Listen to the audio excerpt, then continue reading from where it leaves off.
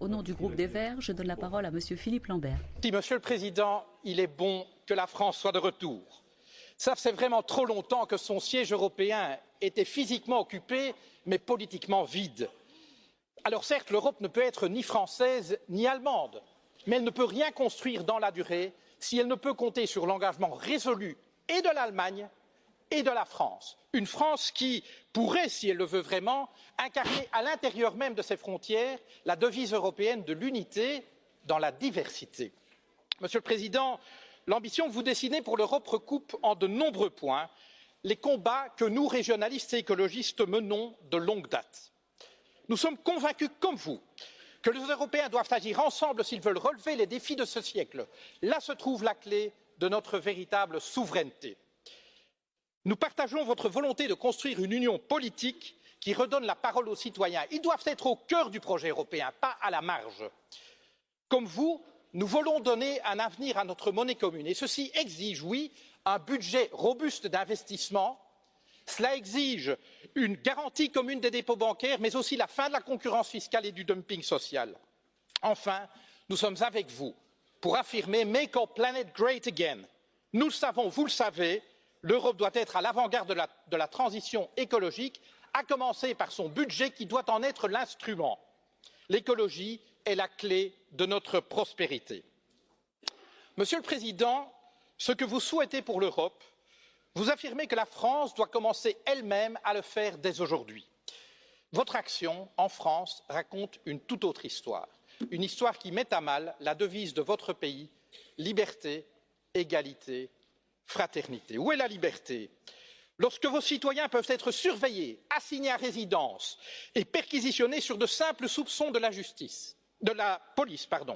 Où est la liberté lorsque des policiers armés débarquent au petit matin pour arrêter un groupe de jeunes dont le seul tort serait d'avoir occupé pacifiquement un chantier?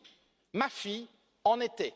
Elle fut emmenée devant son fils de 2 ans, loin de chez elle pour subir pendant toute une journée un interrogatoire. Dans votre France, l'état de droit garant de nos libertés s'éloigne jour après jour. Liberté, égalité.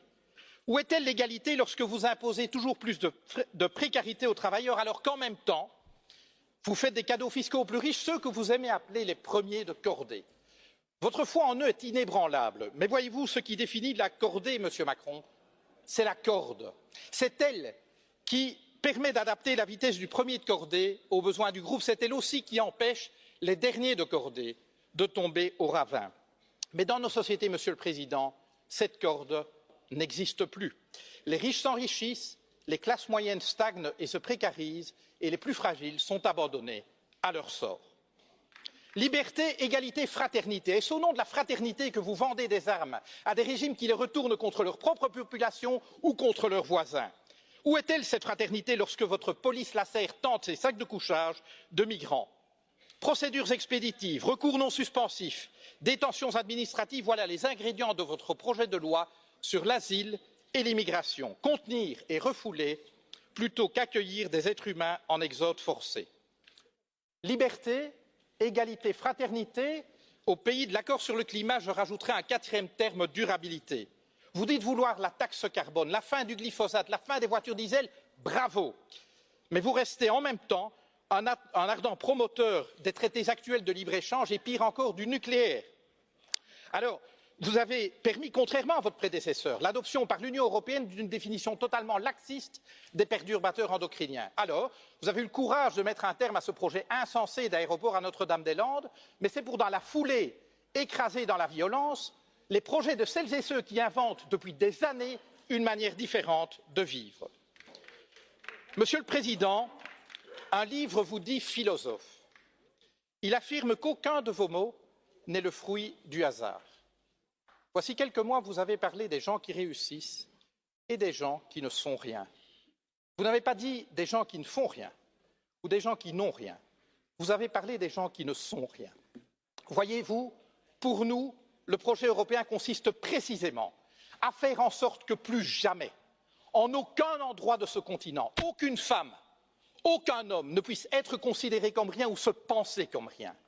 Car considérer des êtres humains comme rien, c'est permettre de leur faire subir n'importe quoi et cela, nous ne l'accepterons jamais.